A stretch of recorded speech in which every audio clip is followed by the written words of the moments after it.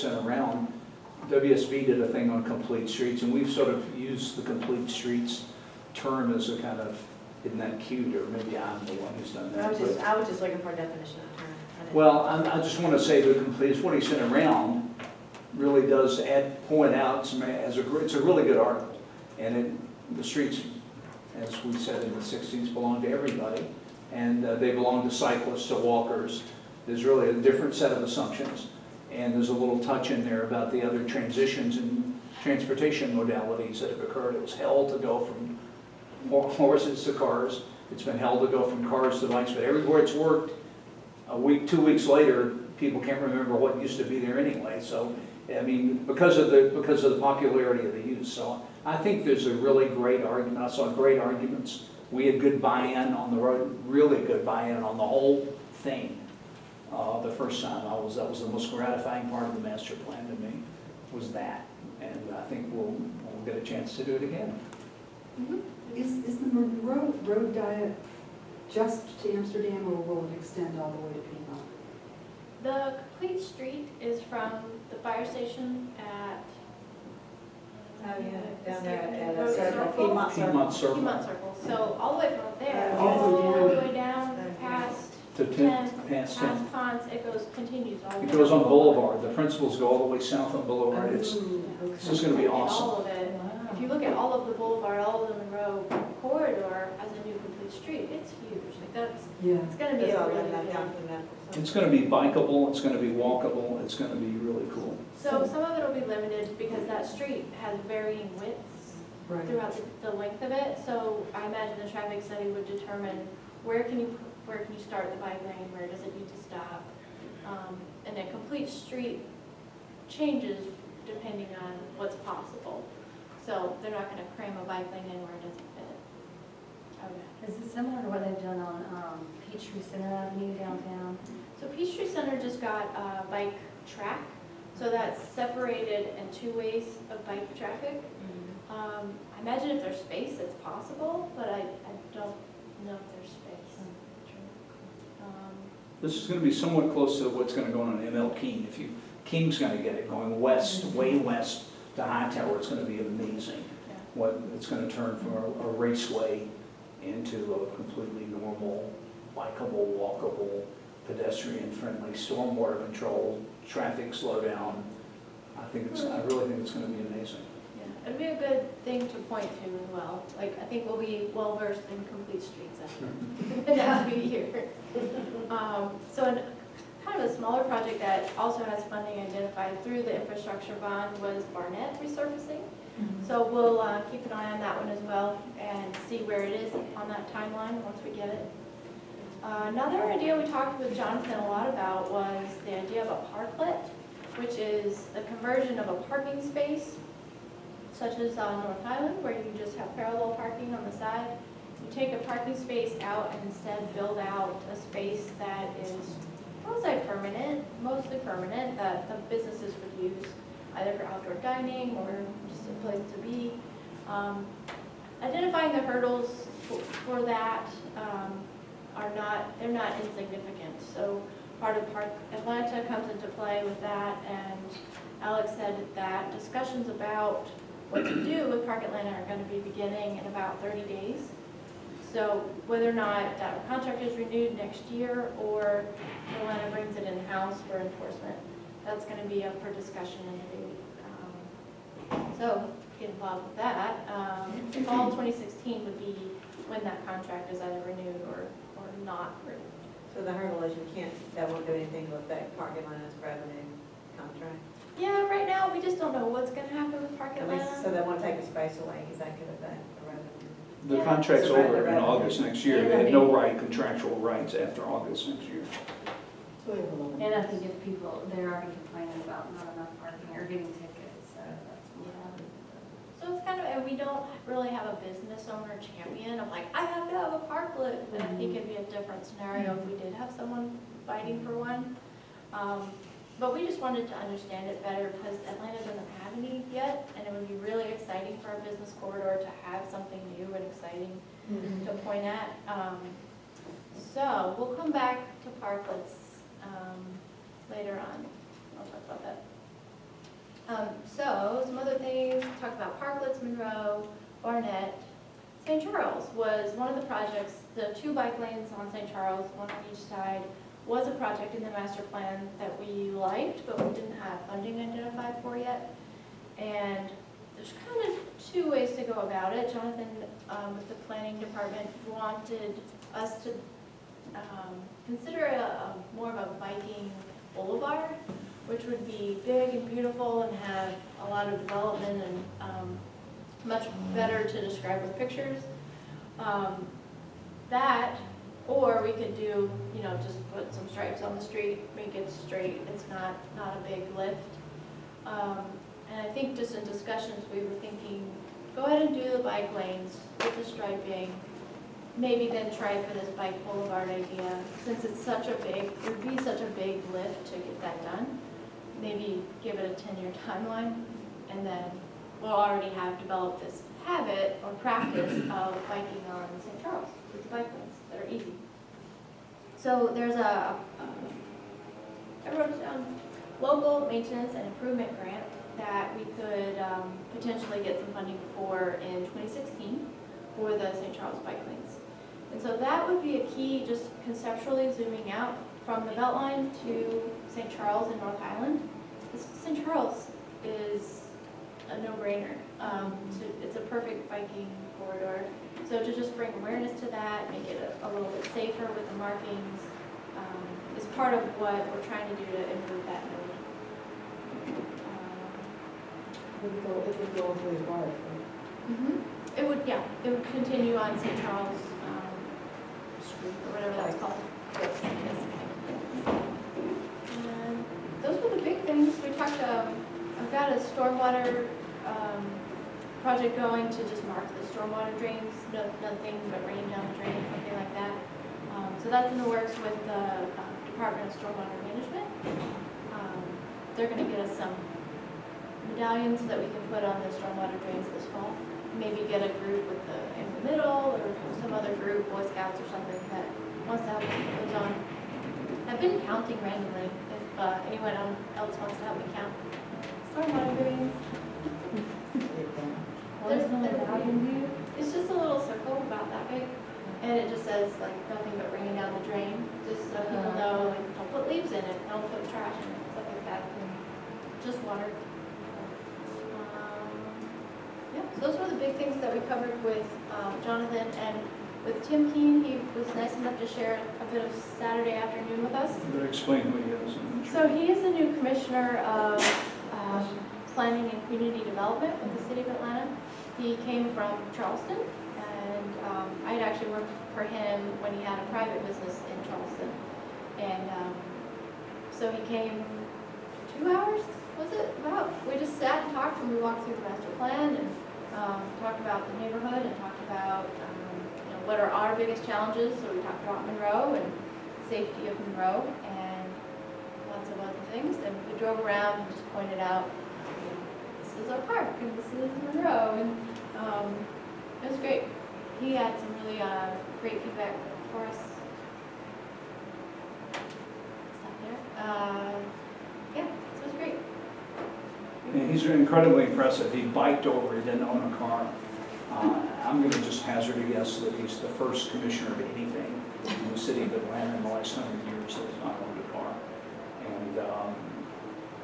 And he got Monroe. He got to see it at 5:30 on Saturday, and so he got to see it in all its glory, and he got to see everything that we were hoping to do here, and he got to see the Virginia-Highland node looking good. Lots of people out, a bunch of bikes, a bunch of cyclists up there wanting to plant those bikes. There were a bunch of bikes parked up there and a bunch of people riding, and then come down here to see the Atkins Park node, which just does it by comparison with its narrow sidewalks, pales. And so he got the parklet treatment, he just gave him the entire cell, and he's sharp as a tack. And he regaled us all at the end with his view of what needs to change inside the planning department and improve the planning department, the Bureau of Buildings. And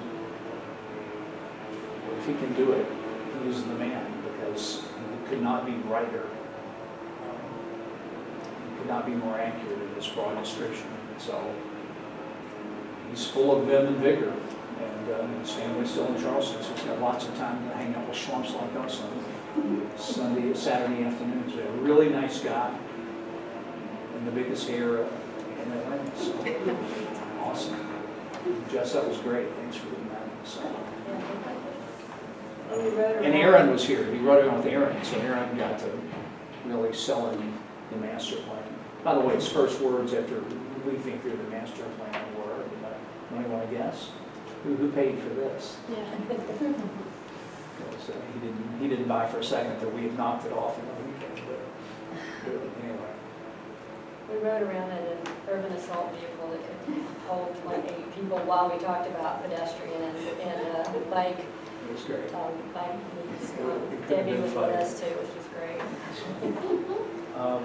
All right, I think that was great. I mean, I'm optimistic. I think, with your hanging with him and all of us pushing and Alex in the game, I think we got a chance to get some stuff going here. It would be awesome. I mean, maybe in our lifetimes. Well, in yours, Lauren, all right. Was that who was in the picture you sent us? Yeah. Okay. Yeah, that was him. Okay. Well, I mean, you wouldn't have guessed it, would you, except you recognized everybody else. But, I mean, pretty funny looking guy. I mean, Oh, and he also locked his bike outside on taunts, and we were pretty amazed to see that it was still there when we came. I walked so that I wouldn't have to leave my bike out. what's next? Next is a good segue because we also talked to Tim. It's about overlay district study, but we also showed Tim the development trends that were happening in Virginia-Highland. Quite a few mounds of dirt and tear downs and infill. So I sent around an email to talk about phase 2 of the overlay district. So phase 1 is probably 3/4 of the way done. That's the inventory of everything that is existing, how this neighborhood was built and exists currently, what the lot coverage is, what the average heights are. They're looking at every lot and mapping it out. Because what they want to be able to do in phase 2, which I wanted to talk about, recommending approval to go ahead and have phase 2 in the queue. Then they're going to look at every range of lot, sort of like if it's got a stream behind it, if it's a small lot, if it's on a corner, and look at overlay design regulations that can help keep the development in keeping with the neighborhood without being too stringent. So, but they want to be able to use specific examples and do graphics to do that. So once they finish that inventory, the timing on that first phase is really good. We've had several meetings with Alex Wan, with Charlotta, with this planning department who was open to this concept and said that it was something that was needed.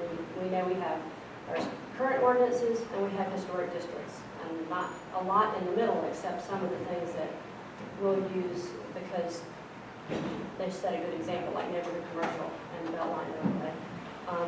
But she said, this is the kind of thing that a lot of neighborhoods could use. So if we could do it in such a way that it could be picked up by other neighborhoods, that would be very helpful to them.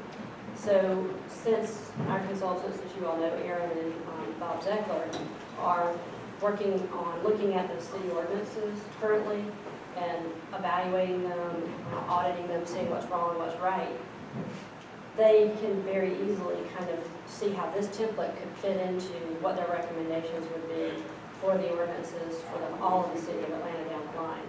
So it's kind of lucky timing for that. So phase 2, which would be where they really start to come up with graphics, and we're going to have smaller kind of living room meetings on a localized block or pull a few blocks together, because in that way you can have a little bit more back and forth dialogue, show examples, get some input that will then help us finalize some better design guidelines to make recommendations for. And so as I sent around phase 2, does anybody need a copy of it? I sent it around.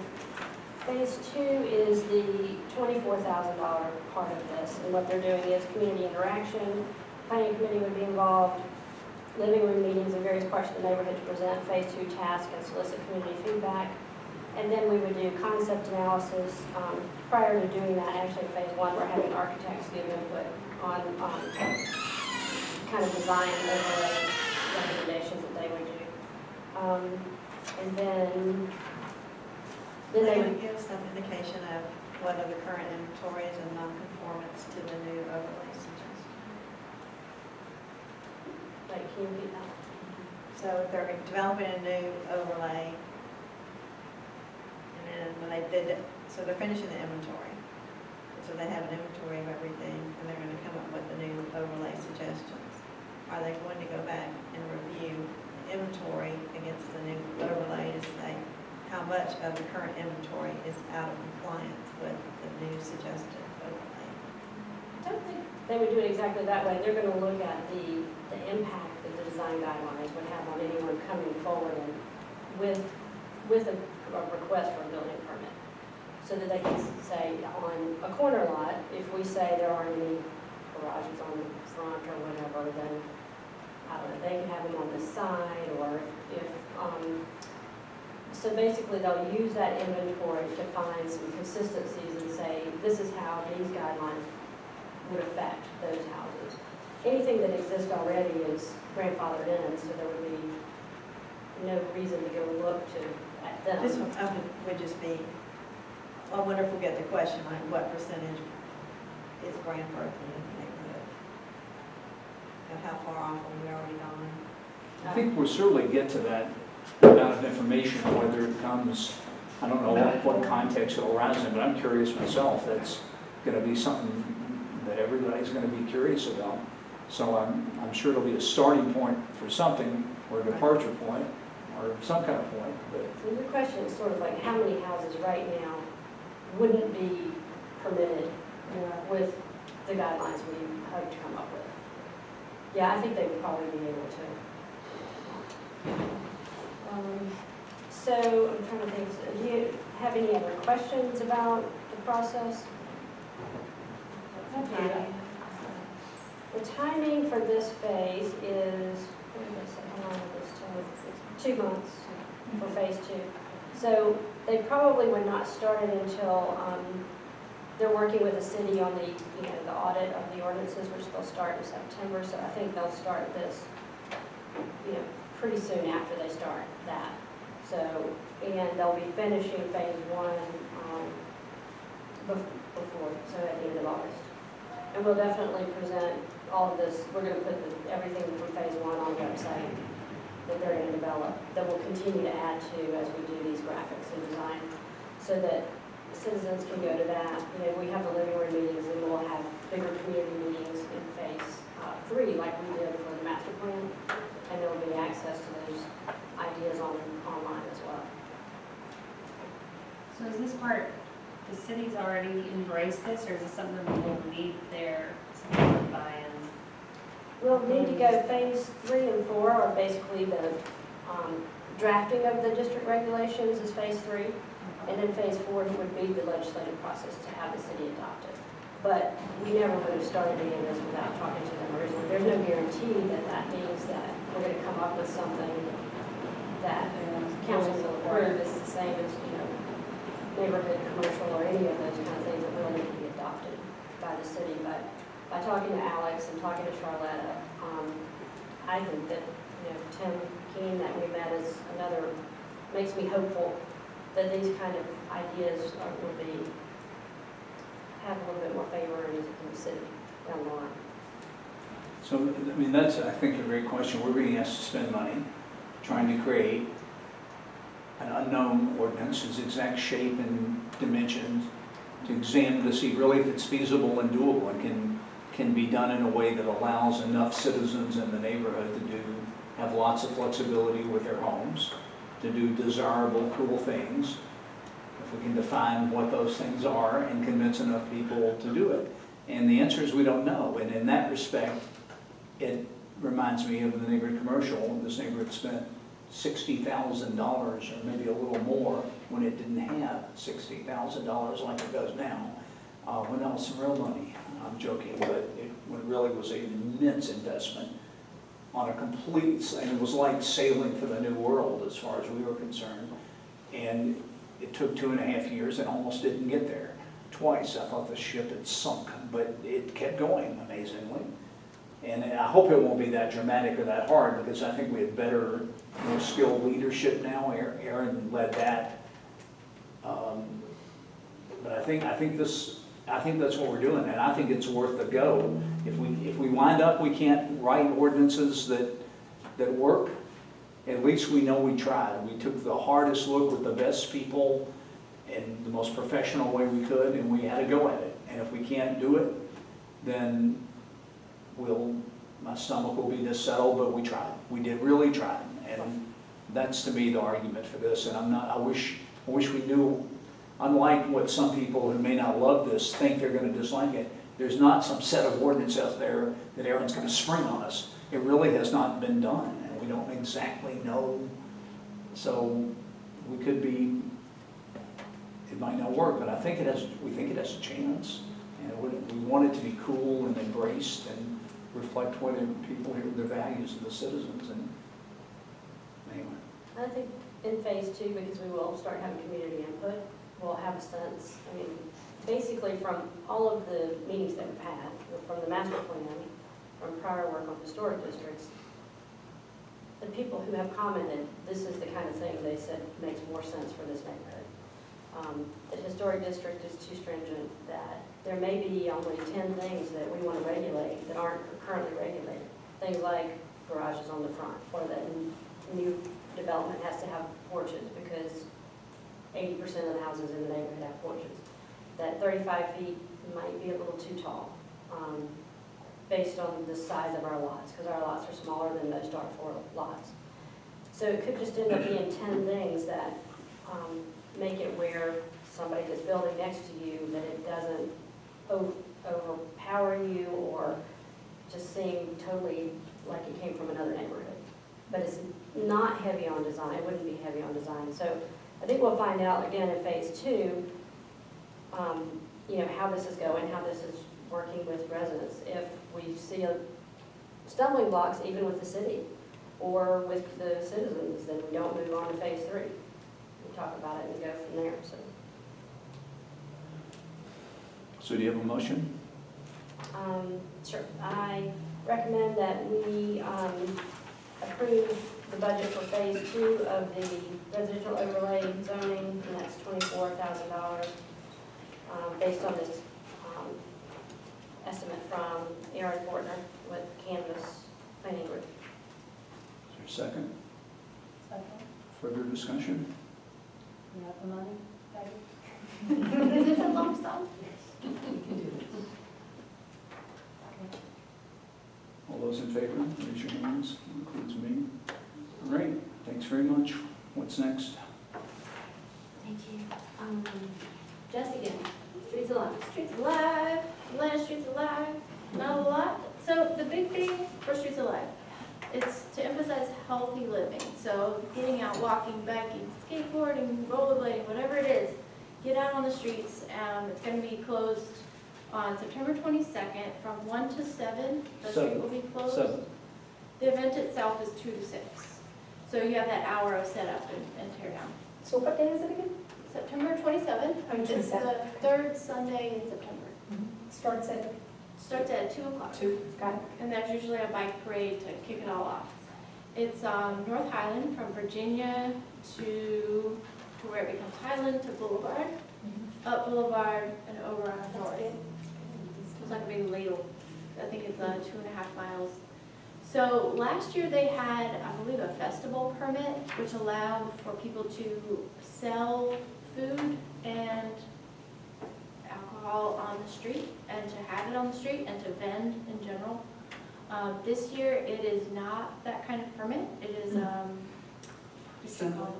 Assembly, yes. It's so the permit does not allow for the same kind of like festival environment. So this is to stay true to the mission kind of the event itself, is just to focus Walk, drink beer. yeah, exactly. Like walk around, get to know your neighborhood in a new way and see how it's connected to, to the fabric around it when you're not in your car. It's just a way to get to know your streets and your neighbors in a new way. And one way that I would like to propose to the Virginia-Highland businesses to best capitalize on the event and the potential, 100,000 people that attend, is to put something, activate the area in front of their business. So this has been part of the Streets Alive model since the beginning, but I put together a presentation to help visualize what a parklet might look like. And so they would, business owners, we've got one or two that are interested in just doing Sandy.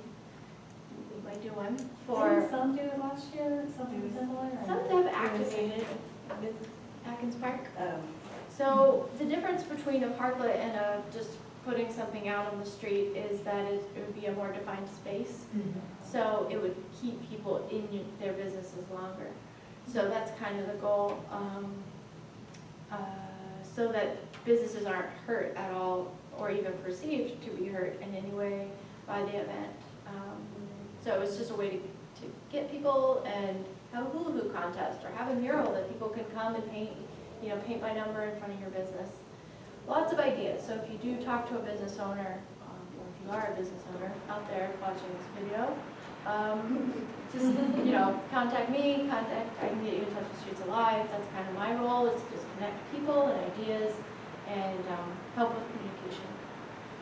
So September 27th, 26th. Lots of people are already stoked about it. I put an event date, save the date on Nextdoor, and their Facebook page is pretty active. And just, I think you're asking me about the fire station? Yes. So I talked to the guys, and because it's, the fire station's sort of out of the Streets Alive area, and usually when we do a request, they try to limit us to about an hour, just because we have to take them out of service and in service. So I think what I'm going to suggest, instead of taking them out of service, is just encourage them to be out front with their merchandise and like they would sort of typically do kind of on a Saturday, and if they're available, just to remind them. But my prediction is you'll get some traffic of people sort of parking and kind of walking up, but make that sort of a chance for them to sort of promote it as opposed to trying to get them out of service. Sure. Because I think that's That's a lot. well, I try not to ask too much. So, like Santa-thon, and, I want to just be careful that, the man's very nice, he lets me do it, but I don't want to overdo it. That sounds great. If that I sounds think okay. Even so that would be their activity. And they might bring the King of Pops guy usually comes, so maybe they could do the King of Pops guy there that day, and then just, they'd be out with their sort of general stuff and be available to show kids the truck. Yeah, And stuff. Okay. that would be great. And I think I'll find out which shift it is. Okay. That would influence it. So the loop back to help the businesses or the fire station or the VHCA, anyone who's having something that they're doing special for Streets Alive, is to tell Atlanta Bicycle Coalition about it, Okay. and then they'll promote it, and they'll have it in their feed. That's good. Go see the loop contest at Roadhouse, go see the fire station. So that's a good part to kind of just showcase what we're doing in Virginia-Highland. Yeah, fire station, great. So that's all I have for that. Next, we have obviously the annual general meeting coming up on September 17th, and that'll be elections as well. So Jess and I are the nomination committee for any board, anybody that's interested in serving on the board, if they can send information our way. And we'll have the absentee ballot as usual, and Stephen's going to post a reminder that the elections and meetings are coming up. And there's, what else is there? You got the meeting set, we're good on the meeting. Well, so far, I know it's approved by Betsy, so I have to get back to the city. So we took a quick look at the AGM, at the bylaws, and they've served us well. But to my amazement, and I can't figure out what happened, I meant to go back and look at the tape. I swear I thought there used to be a provision in there that meant you couldn't spring bylaws on folks' changes without advertising it. It's somehow not in the posted version, and I can't figure out if we didn't post the right version or what. But the simplest way to fix it is to re-enter it into the bylaws. And so I'll bring it I'll circulate to everybody. I'd like to just put in a provision that said bylaws changes have to be submitted to the organization no less than 30 days beforehand so that they can be properly advertised. However, guess what? We don't have to do that this year. That change isn't required by the bylaws. The other change, but we'll get them in 30 days ahead to be model the behaviors we praise. But there are two others things I wanted to discuss. One is, and we talked to Atkins Park about this. They have a representative on, as you know, Colleen wasn't replaced after she left. And, you know, that, in my opinion, that piece of the bylaws is a vestige of another era that has come and gone.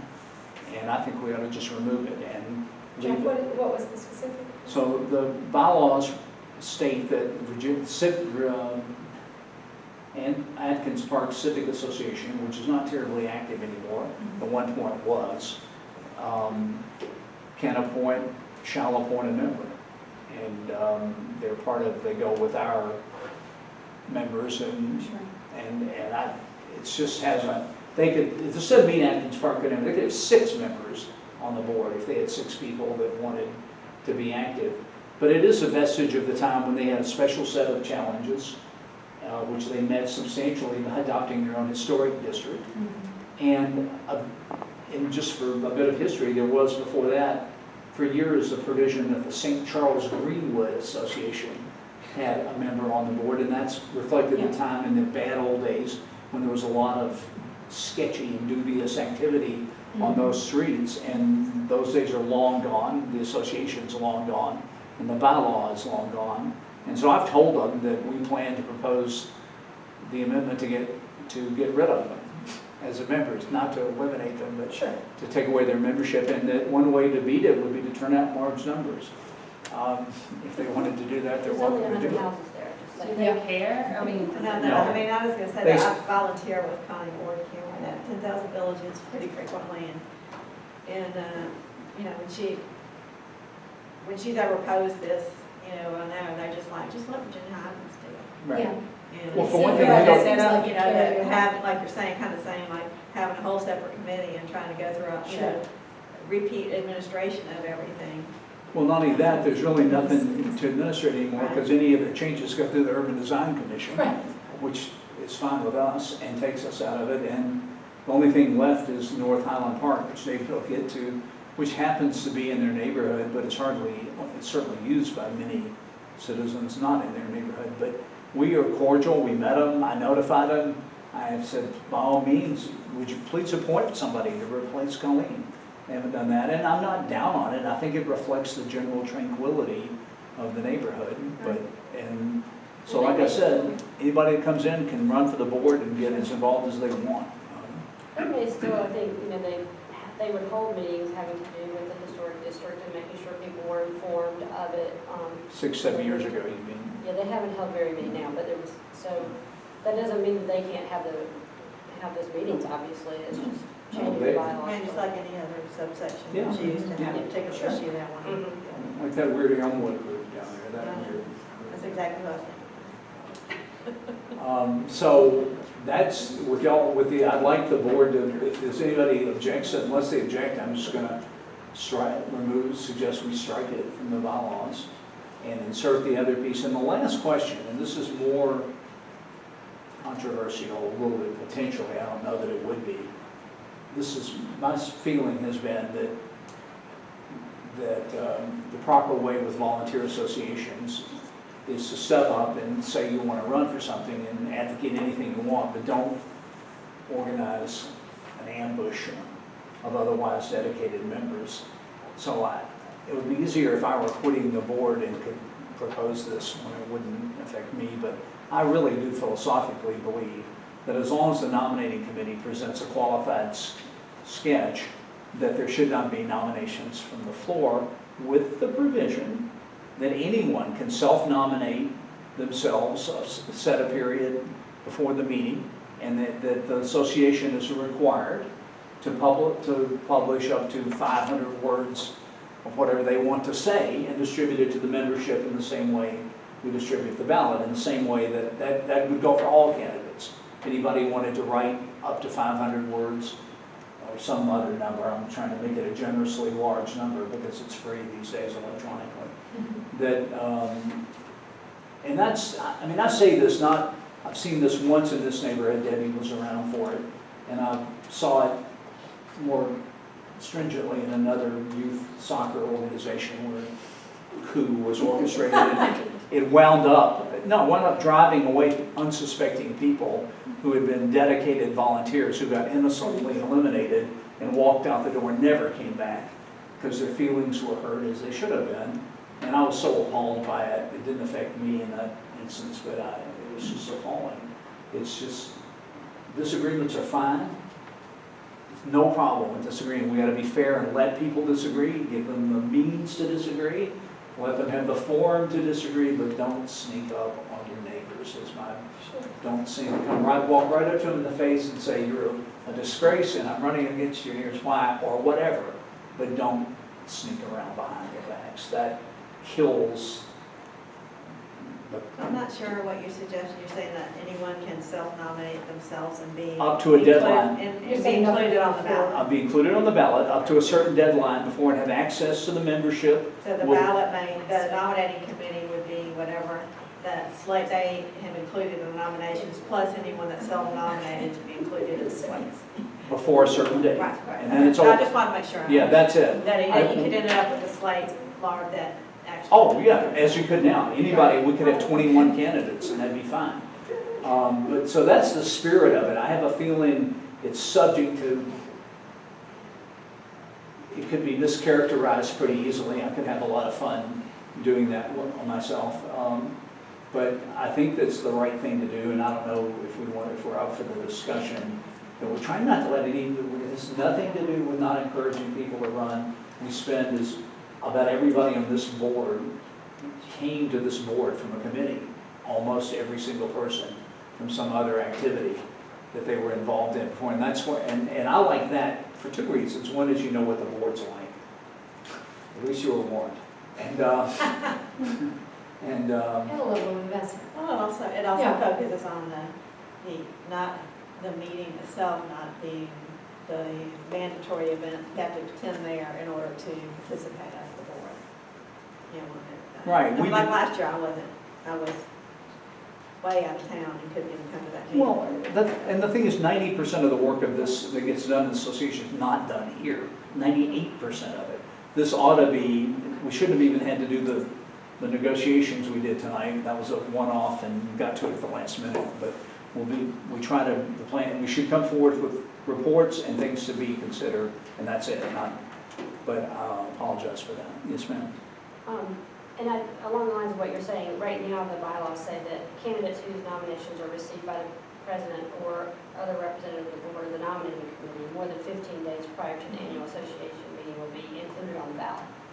So that's how I we're thought we doing it. had something similar. Well, right, but what I would say is that if the nominating committee presents a full slate, no nominations may be received at the floor of the meeting. Right. If the nomination committee does not present a full slate, then we're going to be electing somebody from the floor. Because we need somebody else. to be allowed to.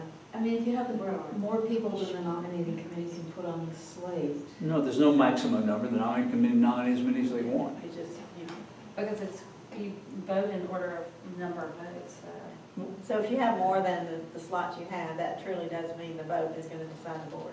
Okay. That's right. I mean, if you have one extra That's what- person yeah, running, that's then the what- vote is everything as it is now. If you have 20 more people, then the vote is everything. And if you don't, if you're one person short, then those who have volunteered are automatically elected, and there will be one slot. I would write, that's the way I'd like to write it. And I'm trying to encourage people to step up and do it, not to say, we'll fix it where you can't get elected from the floor. Not at all. We spend a lot of time around here trying to find people to get on our committees and get them to be on the board, as Catherine will tell you. Are So, you hearing that there are people that want to run but don't want to necessarily be nominated? no, I have just didn't not know. a sound. No. Not a sound, and it's only happened really once, but the ill will from that event is with us today, not in this meeting at the moment, but it's okay. It's just I don't mind organized campaigns at all. I'm in favor of organized campaign. Just do it on the surface.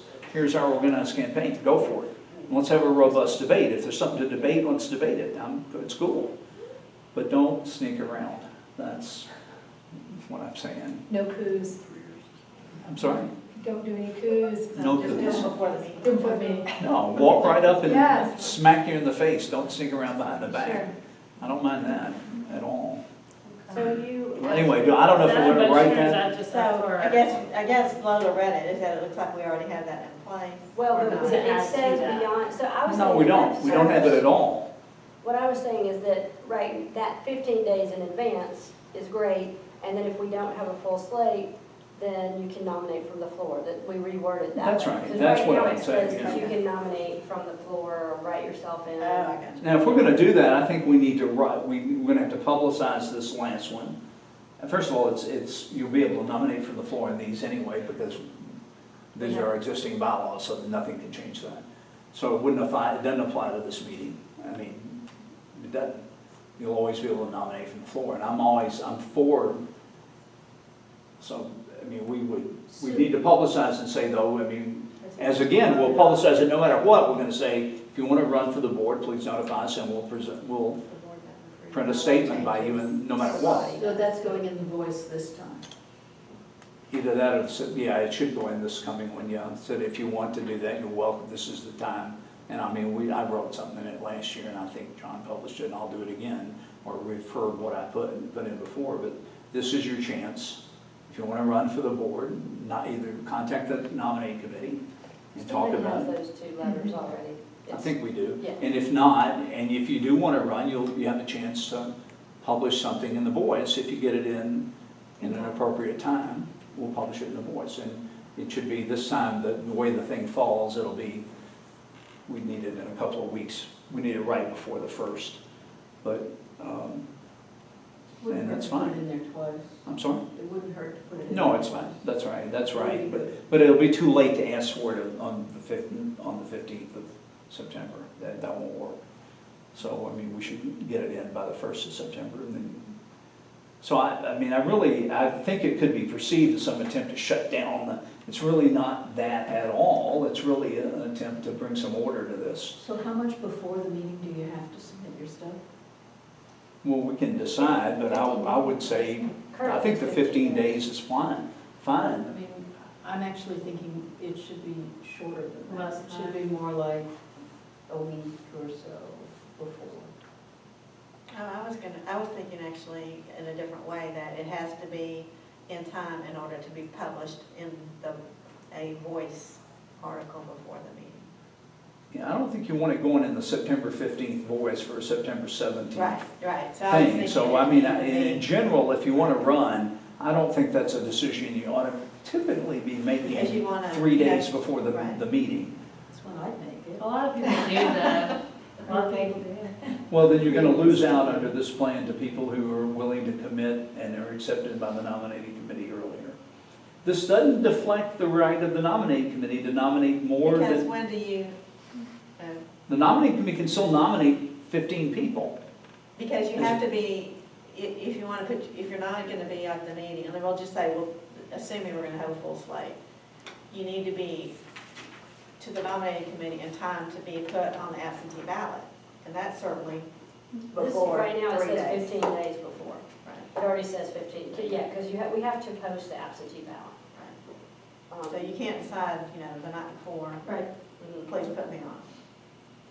Right, so it, like, You can't have a few chance of it seconds. being very good, because you won't miss any ballot, That's September 7th. any Well, ballot that you want we to- might get to places where we nominate a full slate and somebody withdraws, and we're having a vote from a nomination from the floor. That can still happen. What we're just trying to say is if you want to be on the board, make a decision, write your thing, decide, go through the nominating committee, you're in. If that's the only people we're in, and I'm not, whatever. I mean, that's my suggestion, but if we're not convinced it's a great idea, I'm not worried about any of it. I'm not worried about the election or any of that stuff. Do we have to decide tonight?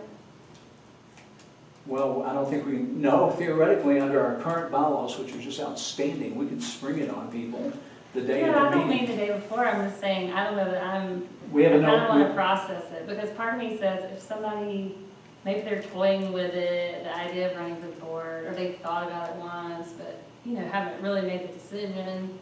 Part of me doesn't want to discourage people from deciding in a short amount of time that they want to run, but I mean, it's already stands 15 days, so I don't know if we're trying to talk about changing the days or just when they have to notify we people. can't change those days, they're in the bylaws, so we can only change them at the meeting. My suggestion was if we want to do it, I'll write a draft up and circulate it, and we can adopt it, but if there's not support for it, I'd rather not bother doing the time.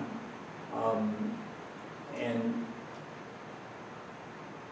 anyway, that's, I think what we're really talking about is taking out the provision that you could self-nominate night of, right? So, as long as there is a full slate not submitted by the nominating committee. right, And I want to point out the submitted by the nominating committee piece, if there's a full slate. But that doesn't mean, you would still have the right to do it right up to whenever the 15 days that we put in there. Anybody can run. You don't need to be submitted by the nominating committee, right? But you just can't decide it at the last second. They're just the administration body that gets you the ballot on the ballot. That's all it is. Just- You Yeah. just let them know so that they can administratively include you on the ballot. Right? Right, but if you don't decide that, Right. and they submit a full thing, you're out. Right. And so but we're not, you still have 347 days of your 350 days of your 365-degree year to decide to do that from the moment of the previous election. So it doesn't feel like discouraging somebody who at the last second has never been on the board, we don't know, and has suddenly decided they're gonna pop in here, but I'm just saying it happens when people run for the state legislature. I They know, said the day I of, studied and they go that in. model, Lauren, and Yeah. that's what led me.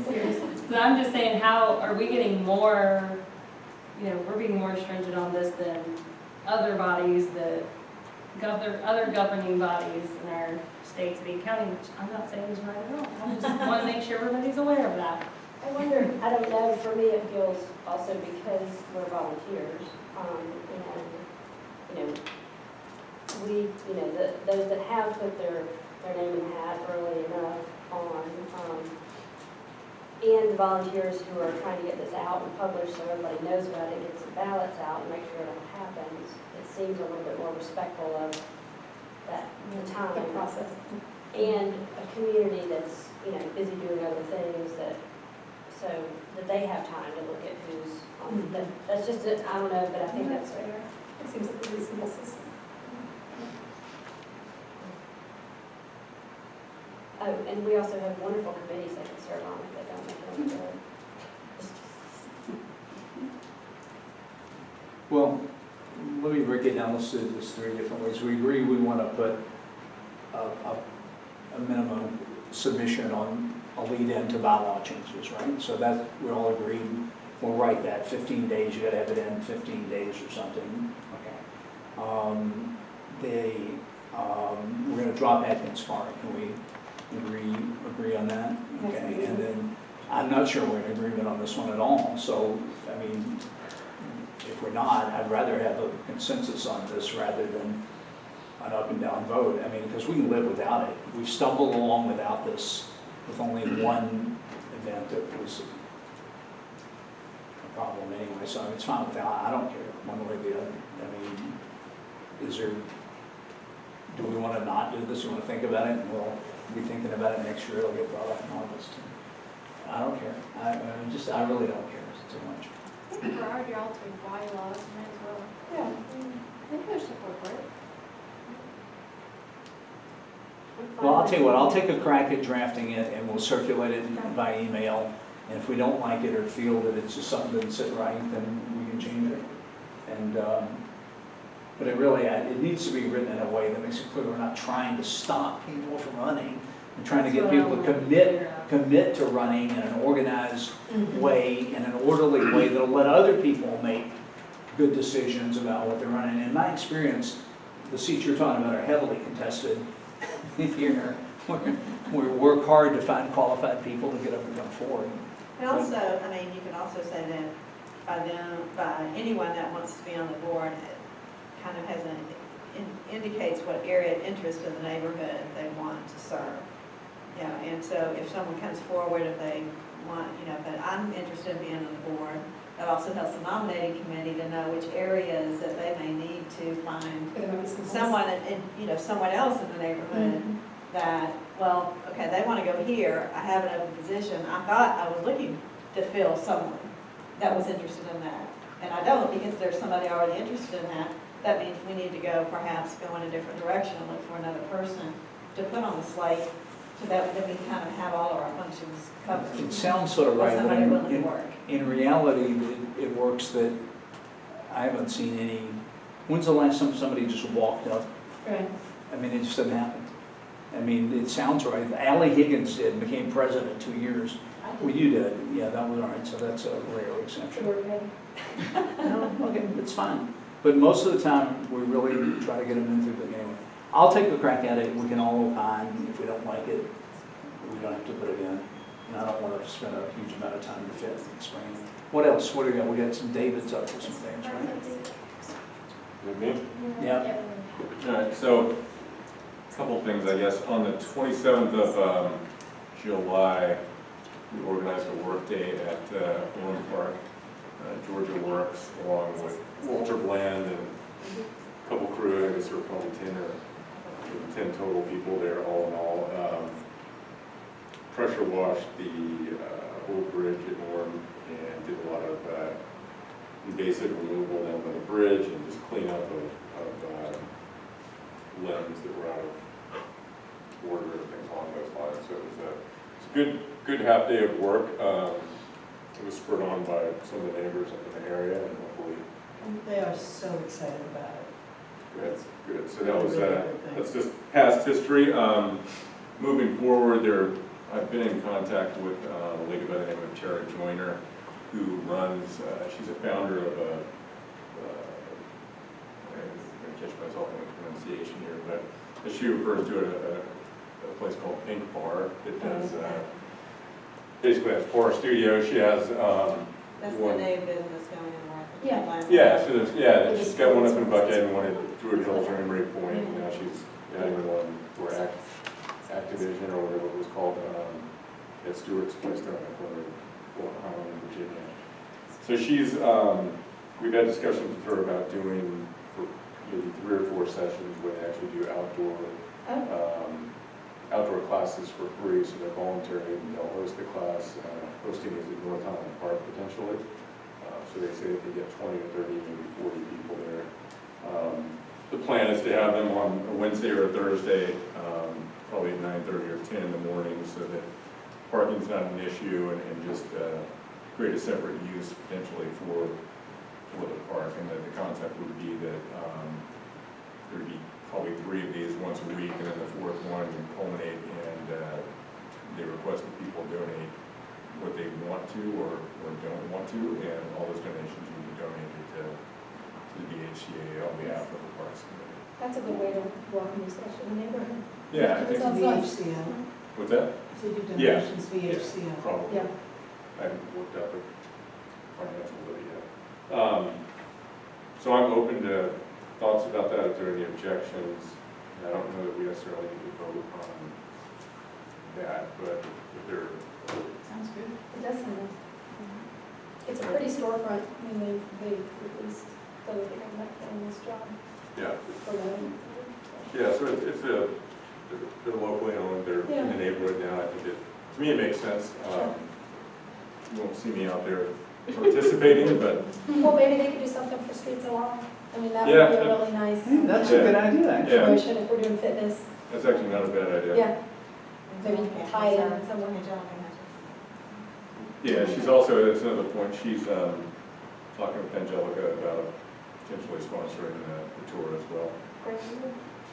So, and then lastly, and I know we're getting late here, but I'll pass around some plans or at least renderings of some additional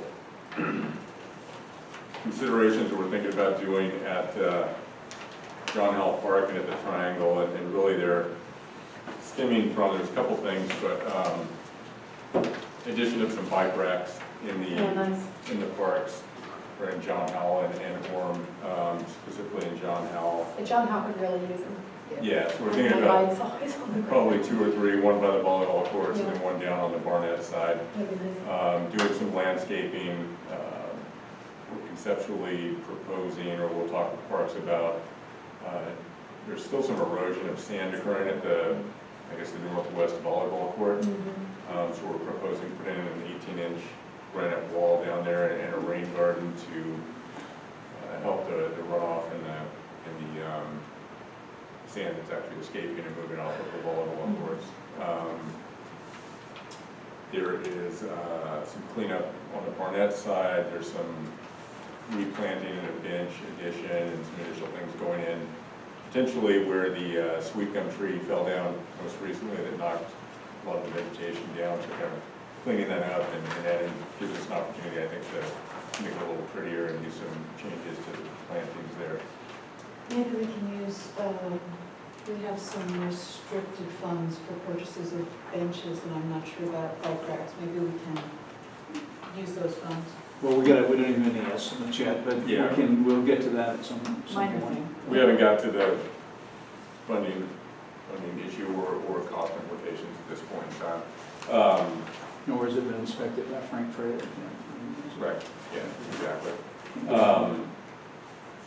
Trying to think, I'm probably missing some additional things. There's a potential fence, similar to what's the volleyball courts going in, right where the park kind of goes from an upper level to a lower level as you're going on. And then lastly, there would be, and there's a picture of it here, but potentially adding a very short, I guess, garden, it's not really a wall, but more of an edging around the side of the triangle that faces Taco Mac and Yokohama Mobile in order to kind of Contain. Discourage. contain kids. Discourage. Yeah. basically. Yeah, there's a lot of So, middle schools. probably missing some additional things, but. No, I think you got it, Peter. We're gonna, there's a, I was gonna say, do we participate? No. can you participate in the Do conception? we do the Oh. same type of thinking and planning for Orem Park, or we just totally leave that to Friends of Orem Park? No, we'll, so we have not, we're starting to begin some of those discussions, so we have every ability to do that. Friends of Orem Park is really, at least right now, they're not very active, so yeah, that's up to us. I assume we want to take on that Did responsibility. you ever talk to Peter? Yes, Peter's gonna look at it. It has, you're making a good point. It's been over 7 years since we spent $250,000 in that park, so it's really this time to get back there. It's kind of, it has kind of rotated Not it, yeah, it around. has. Yeah, too, from one part. How. You kind of get one Can't down, really and you do don't them all come at back. once. That was before Yeah. my time, so I could bring it up. No, there are some things that need to be done there. Yeah. That statement's not inaccurate It's after you doing pretty count well that. there. But it looks pretty good, and, but we'll get there. And I'll wait for you to say, hey, took some of the broken toys away during no, the cleanup. you know what? They went to the repair garage. They're gonna be okay. I did, well, we'll leave that for another conversation off tape, but there are some interesting stories from my experience there with. David has already gotten some community reaction there. He can tell you about it later. Who knew that privet covering stop signs was so popular? So I think that, unless you have anything else to add, Jack, I think that's it. So I think what we want here is the support. There's going to be public input. We're not just going out and doing this. So it's Peter, have y'all set on dates for this? I haven't even seen this, but what is, if you set on, we wanted a couple of dates like we did last time, Warren. You remember the drill? People can walk through and see it. Walk through once with Peter on a weekend and once in the late afternoon, Yeah, we haven't, get input. I think we need at least 2 public meetings where we can get input on the proposals, make alterations, and then eventually it's got to go to the city, as you know, but we don't have dates for those yet, so we. And I'd like to do them in the next couple of weeks if we could, because I just, everything takes forever. As I think we just need to get with Peter and get his availability and then do it. publicize them, so ideally, we need to publicize when the dates are, so. What's that? From the next board. Hopefully, yeah. Yeah.